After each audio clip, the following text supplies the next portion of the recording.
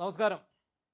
Reporter ചാനലിൻ്റെ അന്തിച്ചർച്ചകളിൽ channel മുതലാളി എന്ന നിലയിൽ വന്ന് ഒരുപാട് വാചകം അടിച്ചു പോകുന്ന ആളാണ് ആൻഡോ അഗസ്റ്റ്. അതിവിദഗ്ധമായി കള്ളം തട്ടിവിടുന്നതിൽ വളരെ മിടുക്കനാണ് അദ്ദേഹം. ഈ കഴിഞ്ഞ ദിവസവും അദ്ദേഹം വന്നിരുന്ന് മെസ്സി തട്ടിപ്പ് സംബന്ധിച്ച് പറയുന്നത് കേട്ടാൽ ഇത്ര പഞ്ചപാവം, ഇത്ര നല്ലവനായ മനുഷ്യനെയാണല്ലോ നമ്മൾ സംശയിച്ചു പോയതെന്ന് സാധാരണ പ്രേക്ഷകർ ചിന്തിച്ചു പോകും. അത്ര മനോഹരമായിട്ടും അത്ര വിദഗ്ധവുമായിട്ടാണ് ഒരു നുണയെ അദ്ദേഹം സത്യസന്ധമാക്കി അവതരിപ്പിക്കുന്നത്. ഇദ്ദേഹം അന്ന് ചാനലിൽ വന്ന് പറഞ്ഞിരുന്നത് മുഴുവൻ നുണയാണെന്ന് തെളിയിക്കുന്ന വാർത്തകൾ പുറത്തു വന്നുകൊണ്ടിരിക്കുകയാണ്. കഴിഞ്ഞ ദിവസം കാഞ്ഞങ്ങാട് GST ഓഫീസിലേക്ക് ഇദ്ദേഹത്തെ വിളിച്ചു വരുത്തി ഈ മെസ്സി തട്ടിപ്പുമായി ബന്ധപ്പെട്ട് പണം കൈമാറിയത് സംബന്ധിച്ച് ഉള്ള ഒരു ചോദ്യം ചെയ്യൽ നടത്തുകയുണ്ടായി. 10 ദിവസത്തോളമായി, ഒരാഴ്ചയോളമായി എന്നാണ് നമുക്ക് ലഭിക്കുന്ന ഒരു വിവരം. ഈ GST ഉദ്യോഗസ്ഥർ ഒരു ചോദ്യാവലി തയ്യാറാക്കിയിരുന്നു. സത്യത്തിൽ അവിടെ എത്തേണ്ടിയിരുന്നത് റിപ്പോർട്ടർ ബ്രോഡ്കാസ്റ്റിംഗ് കോർപ്പറേഷൻ്റെ യഥാർത്ഥ MD ആണ്, അത് മറ്റൊരാളാണ്. അയാളുടെ പവർ ഓഫ് അറ്റോർണിയുമായിട്ടാണ് ഈ ആൻഡോ അഗസ്റ്റിൻ അവിടെ എത്തുന്നത്. ഇവർ ചാനലിൽ മാത്രമാണ് ഇവർ MD ഉള്ളത്. കടലാസിൽ മുഴുവൻ മറ്റൊരാൾക്കാരാണ് ഇതിൻ്റെ MDയും മറ്റ് ഡയറക്ടർ ബോർഡ് മെമ്പർമാരുമായിട്ട് വരുന്നത്. അപ്പോൾ ഇദ്ദേഹം ഈ GST ഓഫീസിലെത്തുന്നു. 50ഓളം ചോദ്യാവലി തയ്യാറാക്കി ആ ചോദ്യാവലി ഉപയോഗിച്ചാണ് ഇദ്ദേഹത്തെ ചോദ്യം ചെയ്യുന്നത്. അപ്പോൾ അതിൽ 19 എണ്ണത്തിന് പോലും മറുപടി കൊടുക്കാൻ ഇദ്ദേഹത്തിനായില്ല. ആദ്യം വന്നപ്പോഴേ ഇദ്ദേഹം വലിയ വെരിറ്റിഫിക്കേഷനൊക്കെ അവിടെ നടത്തി. ഞാനിപ്പോൾ വേണമെങ്കിൽ സതീശനെ വിളിക്കാം, അല്ലെങ്കിൽ ഞാനിപ്പോൾ വേണമെങ്കിൽ സർക്കാരിൽ ഇടപെട്ട് ഞാൻ ഇത് ചെയ്യിക്കാം, ഇതിനകത്ത് മറ്റ് കാര്യങ്ങളൊന്നുമില്ല, എല്ലാം സുതാര്യമാണെന്നൊരു ഇൻട്രൊഡക്ഷനൊക്കെ നടത്തി. പക്ഷേ അവർ സമ്മതിച്ചില്ല, GST ഉദ്യോഗസ്ഥർ സമ്മതിച്ചില്ല. അവർ കൊടുത്ത ചോദ്യാവലിക്ക് മറുപടി നൽകേണ്ടതായിട്ട് വന്നു. അങ്ങനെ നൽകിയ മറുപടിയിൽ ഈ പറയുന്ന കാര്യങ്ങൾ അയാൾ ചാനലിൽ വന്ന് തള്ളിമറിച്ച ഒരു കാര്യവും ഉണ്ടായിരുന്നില്ല എന്നുള്ളതാണ് ഏറ്റവും രസകരമായിട്ടുള്ള കാര്യം. അതായത് ഈ 126 കോടി രൂപ അത് ഡോളറാക്കി, അമേരിക്കൻ ഡോളറാക്കി ആണ് ഈ അമേരിക്കയിലുള്ള കമ്പനിക്ക് കൈമാറിയത് എന്നാണ് ഇദ്ദേഹം പറഞ്ഞിരിക്കുന്നത്. അപ്പോൾ അതിൻ്റെ രേഖകൾ എവിടെ എന്ന് ചോദിച്ചു. അപ്പോൾ കഴിഞ്ഞ ദിവസം ചാനലിരുന്ന് അദ്ദേഹം പറഞ്ഞതുപോലെ തന്നെ അതിൻ്റെ രേഖകൾ മുഴുവൻ എൻ്റെ കയ്യിലുണ്ട്, എങ്കിൽ അതിങ്ങ് എടുക്കൂ എന്ന് GST ഉദ്യോഗസ്ഥർ പറഞ്ഞപ്പോൾ ശങ്കരാടി വിയറ്റ്നാം കോളനിയെ കാണിക്കുന്ന പോലെ ഈ കയ്യിലെ രേഖ മാത്രമേ കാണിക്കാൻ അദ്ദേഹത്തിനായുള്ളൂ. അദ്ദേഹം പറയാണ്, അത് ഞാനിപ്പോൾ എൻ്റെ കയ്യിലുണ്ട്, ഞാൻ കൊണ്ടുവന്നിട്ടില്ല, എൻ്റെ കയ്യിൽ എല്ലാ രേഖകളും ഉണ്ട്, കൊണ്ടുവന്നിട്ടില്ല എന്നൊരു മറുപടിയാണ് കൊടുത്തത്. അതിനുശേഷം ഇദ്ദേഹം ചില എതിർവാദങ്ങൾ ഉന്നയിക്കുന്നുണ്ട്. ഞാൻ ഈ പണം അവർക്ക് കൈമാറിയെങ്കിലും അവരതിന് സേവനം തന്നിട്ടില്ല, മാത്രമല്ല അത് ഞങ്ങൾ അന്താരാഷ്ട്ര കോടതിയിൽ നഷ്ടപരിഹാരം ആവശ്യപ്പെട്ട് കേസ് കിടക്കുകയാണ്. അപ്പോൾ അങ്ങനെ കേസുള്ള സമയത്ത്, ഞങ്ങൾക്ക് സേവനം കിട്ടാത്ത സമയത്ത് ഈ പണത്തിന് ഞാൻ GST അടക്കേണ്ട കാര്യമില്ല എന്നൊരു വിഡ്ഢിത്തം, അതായത് ചാനലിൽ വന്നിരുന്ന് തള്ളുന്ന സൈസ് ഒരു വിഡ്ഢിത്തം അങ്ങോട്ട് തള്ളി.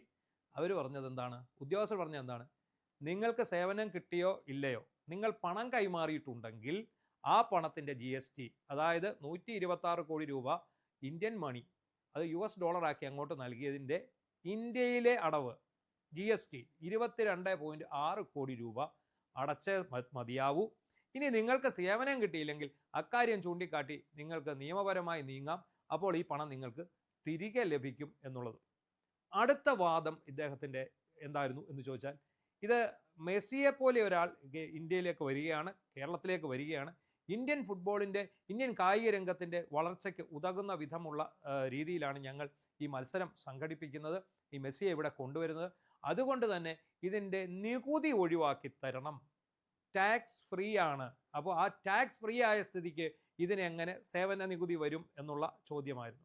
അപ്പോൾ അദ്ദേഹം GST ഉദ്യോഗസ്ഥർ നൽകിയ മറുപടി ഇതാണ്, ഇങ്ങനെ ഒരു ഫുട്ബോൾ മത്സരം നടത്തുന്നതിന് ഒരു സർക്കാരും എങ്ങും ടാക്സ് ഇളവ് നൽകിയിട്ടില്ല, ടാക്സ് നിങ്ങൾ അടച്ചേ മതിയാവൂ. ഇതോടുകൂടി കേട്ടതോടെ ഇദ്ദേഹത്തിൻ്റെ കിളി പോയി. പക്ഷേ ശ്രദ്ധിക്കണം, നേരെ അവിടെ വന്നു നിന്ന് അവിടെ നിന്ന് ഇറങ്ങി, അതായത് വിയർത്ത് കുളിച്ച് ആകെ പ്രശ്നത്തിലായി, തൻ്റെ പിടിവിട്ടു പോയി എന്ന് മനസ്സിലായി, അവിടെ നിന്ന് ഇറങ്ങി.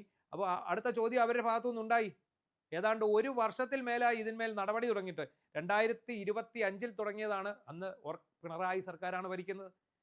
അത് കാരണം GST ഉദ്യോഗസ്ഥർ ഇയാളെ സമൻസ് നൽകി വിളിപ്പിച്ചെങ്കിലും അവിടെ ചെന്ന് അവരെ വിരട്ടുകയാണ് ചെയ്തത്. ഇത് സംബന്ധിച്ച് ഒരു മറുപടിയും കൊടുക്കാൻ തയ്യാറായില്ല. അന്ന് അന്വേഷിച്ച ഉദ്യോഗസ്ഥനെ അന്ന് സ്ഥലം മാറ്റുകയും ചെയ്തു. അത്ര പ്രബലനായി, അത്ര പവർഫുള്ളായിട്ട് തിരിച്ചു പോന്ന ആളാണ്. ഈ 1 വർഷം ഈ ചോദ്യാവലി നേരത്തെ ഇറക്കിയ ചോദ്യാവലി തന്നെയാണ്. ഈ 1 വർഷത്തിനകം എന്തുകൊണ്ട് നിങ്ങൾക്ക് ഈ രേഖകൾ ഇത്രയും സമയം നിങ്ങൾ എടുത്തില്ലേ, എന്തുകൊണ്ട് നിങ്ങൾക്ക് ഇത് ഹാജരാക്കാൻ കഴിഞ്ഞില്ല എന്ന ചോദ്യത്തിനും ഇദ്ദേഹത്തിന് മറുപടിയില്ലായിരുന്നു. ഇദ്ദേഹം പറഞ്ഞുകൊണ്ട് വയ്ക്കുന്നത് എന്താണ്, ഇത് മുഖ്യമന്ത്രി നേരിട്ട് ഇടപെട്ട സംഭവമാണ്, കേരള സർക്കാർ ഇടപെട്ട സംഭവമാണ്. അങ്ങനെ അത് മന്ത്രാലയവുമായിട്ട് കേന്ദ്രത്തിൻ്റെ അനുമതി വാങ്ങിയാണ് ഇത് ചെയ്തിരിക്കുന്നത്. ഞങ്ങൾ അതിൻ്റെ സ്പോൺസർമാർ മാത്രമാണ്. ഞങ്ങൾ അതിൽ സ്പോൺസർ എന്നുള്ള നിലയിലുള്ള റോൾ മാത്രമേ ചെയ്തിട്ടുള്ളൂ. അതുകൊണ്ട് തന്നെ ഞങ്ങളെ ഇതിൽ നിന്ന് ഒഴിവാക്കണം എന്നൊക്കെയുള്ള ഒരു ആവശ്യമാണ് അദ്ദേഹം മുന്നിൽ വെച്ചത്. ഇതൊക്കെ കേട്ടു. അവർ വീണ്ടും സമയം കൊടുത്തിട്ടുണ്ട്. ഇനിയും ചോദ്യം ചെയ്യാൻ വിളിപ്പിക്കും. അവിടെ നിന്ന് നേരെ ഇറങ്ങി വന്ന ആൻഡോ അഗസ്റ്റിൻ റിപ്പോർട്ടർ ചാനൽ വന്നിരുന്ന് തള്ളിയത് എന്താണ്? എല്ലാത്തിനും രേഖകളുണ്ട്. ഞങ്ങൾ പണം കൊടുത്തതാണ്. ഞങ്ങൾ പണം കൊടുത്തിട്ട് അവർ ഞങ്ങൾക്ക് അതിൻ്റെ സേവനം തന്നില്ല. അവർ മാർച്ച് വിൻഡോയിൽ വരാമെന്ന് പറഞ്ഞു, ഓഗസ്റ്റ് വിൻഡോയിൽ വരാമെന്ന് പറഞ്ഞു. അവർ വരാതായപ്പോൾ ഞങ്ങൾ അവർക്കെതിരെ ആർബിട്രേഷൻ കോടതിയിൽ ഞങ്ങൾ പരാതി കൊടുത്തിരിക്കുന്നു. ഞങ്ങൾ 500 കോടി രൂപ നഷ്ടപരിഹാരം ആവശ്യപ്പെട്ടിരിക്കുന്നു. അതുകൊണ്ട് തന്നെ ഞങ്ങളുടെ ഭാഗമെല്ലാം ക്ലീനാണ്. സംസ്ഥാന സർക്കാരിന് 1 രൂപ പോലും നഷ്ടമായിട്ടില്ല. സംസ്ഥാന സർക്കാരിന് നേട്ടം മാത്രമേ ഉണ്ടായിട്ടുള്ളൂ. ഞങ്ങൾ എറണാകുളത്തെ സ്റ്റേഡിയം അന്താരാഷ്ട്ര നിലവാരത്തിലാക്കി കൊടുത്തു. 26 കോടി രൂപ ഞങ്ങൾ അതിന് ചെലവഴിച്ചു. അതുകൊണ്ട് തന്നെ ഞങ്ങളുടെ ഭാഗത്തു നിന്നും സർക്കാരിന് നഷ്ടമുണ്ടാകുന്ന ഒന്നും ചെയ്തിട്ടില്ല എന്നുള്ള ഒരു വാദമാണെന്ന് അയാൾ ഉന്നയിച്ചത്. അപ്പോഴും അറിയാം, കായിക മന്ത്രിയായിരുന്ന അബ്ദുറഹ്മാനും സംഘവും ഈ മെസ്സിയെ കൊണ്ടുവരാനെന്ന പേരിൽ സ്പെയിനിലേക്ക് പോയി. 13.5 ലക്ഷം രൂപ കേരളത്തിൻ്റെ ഖജനാവിന് നഷ്ടമായി. അത് പൊതുമുതലിൻ്റെ നഷ്ടമല്ലേ എന്നുള്ള ചോദ്യമാണ് ഉയരുന്നത്. അതിനൊപ്പം 22 കോടി രൂപയുടെ GST അടയ്ക്കാതിരുന്നത് പൊതുമുതലിൻ്റെ നഷ്ടമല്ലേ? അതുപോലെ കേന്ദ്ര സർക്കാരോ കേരള സർക്കാരോ അറിയാതെ വിദേശത്തുള്ള ഒരു കമ്പനിയുമായി ഒരു $126 കോടി കൈമാറ്റം ചെയ്യുന്നത് അത് ഒരു വീഴ്ചയല്ലേ? ഇതിനൊന്നും മറുപടി ഇല്ലാതെയാണ് ചാനലിൽ വന്നിരുന്ന് ഇയാൾ തള്ളിമറിച്ചുകൊണ്ടിരിക്കുന്നത്. GSTയുടെ മുന്നിൽ കാണിക്കാൻ അദ്ദേഹത്തിന് കൈരേഖ മാത്രമാണ് ഉണ്ടായിരുന്നത്. ഇവർ ശരിക്കും പണം അയച്ചിട്ടുണ്ടോ എന്നുള്ള കാര്യത്തിൽ പോലും സംശയമുണ്ട്. ഇതിനിടയ്ക്ക് വേറൊരു രസകരമായ വാർത്ത കൂടി പുറത്തു വരുന്നുണ്ട്. അർജന്റീനിയൻ ഫുട്ബോൾ അസോസിയേഷനുമായിട്ടാണ് ഇവർ കരാർ ഒപ്പിട്ടത് എന്ന് പറയുന്നു. എന്നാൽ മെസ്സിയെ കൊണ്ടുവരാൻ അർജന്റീനിയൻ ഫുട്ബോൾ അസോസിയേഷൻ മാത്രം വിചാരിച്ചാൽ സാധിക്കില്ല. ഇതുപോലെയുള്ള ഒരു സൗഹൃദ മത്സരത്തിന്, ഒരു പ്രദർശന മത്സരത്തിന് വരുന്നതിന് തനിക്ക് എത്ര പ്രതിഫലം വേണമെന്ന് മെസ്സിയാണ് തീരുമാനിക്കുന്നത്. അതിന് മെസ്സിക്ക് പ്രത്യേകം മാനേജർമാരുണ്ട്. ആ മാനേജർമാരും മെസ്സിയും ഒക്കെ ചേർന്നാണ് കരാർ ഒപ്പിടുന്നത്. അവരാണ് ഡയറക്റ്റ് ഇവിടേക്ക് കരാർ ഒപ്പിടേണ്ടത്. അർജന്റീനിയൻ ഫുട്ബോൾ അസോസിയേഷൻ പറഞ്ഞാൽ മെസ്സി വരണമെന്നില്ല. അവർ തമ്മിൽ അങ്ങനെ ഒരു കരാർ നിലവിലില്ല. എന്നാൽ മെസ്സിക്ക് ഒറ്റയ്ക്ക് വരാൻ സാധിക്കും. അതിന് അദ്ദേഹത്തിൻ്റെ മാനേജർമാരുമായിട്ടാണ് ബന്ധപ്പെടേണ്ടത്. കാര്യങ്ങൾ ഇതൊക്കെ ആയിരിക്കെ ഇവർ അർജന്റീനയിൽ നിന്ന് ഏത് ടീം വരുമെന്ന് പറഞ്ഞാണ് ഈ നാട്ടുകാരെ മുഴുവൻ പറ്റിച്ചത്. എന്താണെങ്കിലും അന്വേഷണങ്ങളുടെ ഒരു പരമ്പര തന്നെ വരികയാണ്. GSTയുടെ വക അന്വേഷണം തുടരുകയാണ്. വീണ്ടും ആൻഡോ അഗസ്റ്റിൻ അവിടെ ചെന്ന് നിൽക്കേണ്ടി വരും. താൻ ചാനലിലൂടെ തള്ളിമറിച്ച കള്ളത്തരങ്ങൾ മുഴുവൻ അവരുടെ മുന്നിൽ ഏറെക്കുറെ പൊളിഞ്ഞടുങ്ങിക്കഴിഞ്ഞു. ഇനി ഇവർ എന്തു പറഞ്ഞ് തലയൂരും എന്നുള്ളത് മാത്രമാണ് അറിയാനുള്ളത്.